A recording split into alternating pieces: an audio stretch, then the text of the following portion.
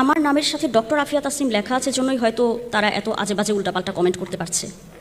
যদি সেটা ম্যাজিস্ট্রেট আফিয়া তাসনিম লেখা হতো বা এএসপি আফিয়া তাসনিম যদি সেখানে লেখা থাকতো, তাহলে কিন্তু কেউ এসব কমেন্ট করতো না, আর না আমাকে নিয়ে বা আমার ক্যারেক্টার নিয়ে কেউ আননেসেসারি উল্টাপাল্টা কথাবার্তা বলতো।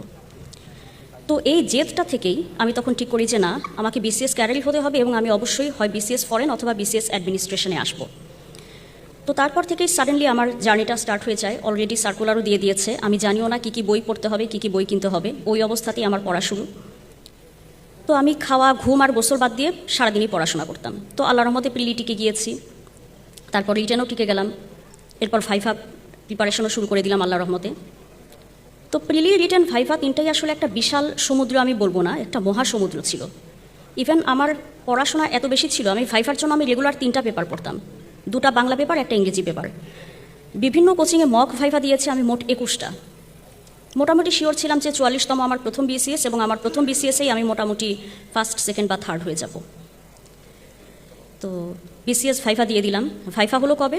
2024 সালের জুলাই মাসে, একদম গণ অভ্যুত্থানের তার টালমাটাল সময়ে। সেই অবস্থাতেও মাথা ঠান্ডা করে রেখে আমি ভাইভাটা দিয়েছি। আনফর্চুনেটলি আমার ভাইভাটা ক্যান্সেল হয়ে গেল, এবং পরবর্তীতে আমাকে সেকেন্ড টাইম ভাইভা দিতে হলো কবে? 2025 সালের জুন মাসে। তো যাই হোক, সম্পূর্ণ নতুন সিচুয়েশনে আমি আবারও খুব ভালোভাবে ভাইভার প্রিপারেশনটা নিলাম। ভাইভাও খুব ভালো হলো। তো 30 জুন যখন রেজাল্টটা পাবলিশ হলো, আমি দেখলাম আমার রেজাল্টটা নন ক্যাডার।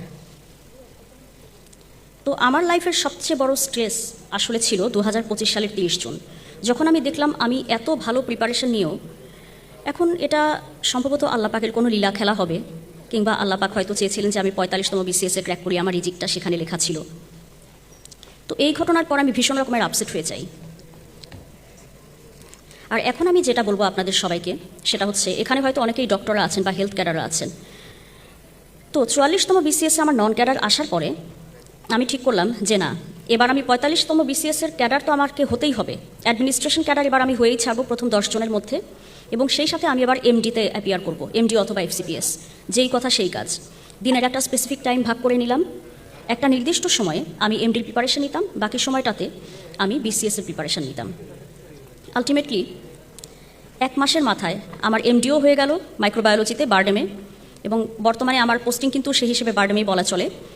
এবং অ্যাট দ্য সেম টাইম আমার কিন্তু কিছুদিনের মধ্যেই 45th বিসিএস অ্যাডমিনিস্ট্রেশনটাও হয়ে গেল, এবং আমার মেরিট পজিশন ছিল, যেটা আমার টার্গেট ছিল প্রথম 10 জনের মধ্যে, সেটাই হয়েছে আল্লাহর রহমতে 7th। তো আমার এই কথাটা শেয়ার করার উদ্দেশ্য হচ্ছে এটাই, যে এখানে হয়তো সামনে অনেকেই ডক্টররা আছেন, বা আপনারা হয়তো দেখছেন যে আমার হয়তো 4 বছর পার হয়ে যাচ্ছে, 5 বছর পার হয়ে যাচ্ছে, 6 বছর পার হয়ে যাচ্ছে। আমি কত বছর বেকার ছিলাম? 6 বছর ডিরেক্ট। ঢাকা মেডিকেল থেকে পাশ করার পর 6 বছর আমি ডিরেক্ট বেকার, হাতে একটা টাকাও নাই, সেফ এই অবস্থায় ছিলাম আমি। তার মধ্যেও আমি পড়াশোনা কন্টিনিউ করেছি। তো আমি আপনাদেরকে মোটিভেট করার জন্য বলবো না, জাস্ট এটুকু বলবো যে আপনারা যারা একদম চূড়ান্ত পর্যায়ের হতাশা বা চূড়ান্ত পর্যায়ের ডিপ্রেশনে আছেন, আপনারা কাইন্ডলি হালটা ছেড়ে দিবেন না, হালটা কখনো ছাড়বেন না। আপনি যদি হাল ছেড়ে দেন তাহলে সব কিছু শেষ। হয়তো আপনি সাকসেসের খুব কাছাকাছি আছেন, আপনি জানেন না, হঠাৎ করে চলে আসবে, এবং যখন আল্লাহ পাক আপনাকে দেবে, সবটুকু নিয়ে একসাথে দেবে। আর সবশেষে আমি আবারও ধন্যবাদ জ্ঞাপন করব জেনেসিস বিসিএস কেয়ারকে আমার লাইফের এই জার্নিটা শেয়ার করার জন্য। আমি আসলে খুব শর্টকাটে আপনাদেরকে নিজের সম্পর্কে এটুকু বললাম যে আসলে আমরা অনেক সময় হতাশ হয়ে যাই, আমরা ধরে রাখতে পারি না নিজেদেরকে, যে এখন কী হবে, আমাকে দিয়ে আসলে কিছুই হবে না।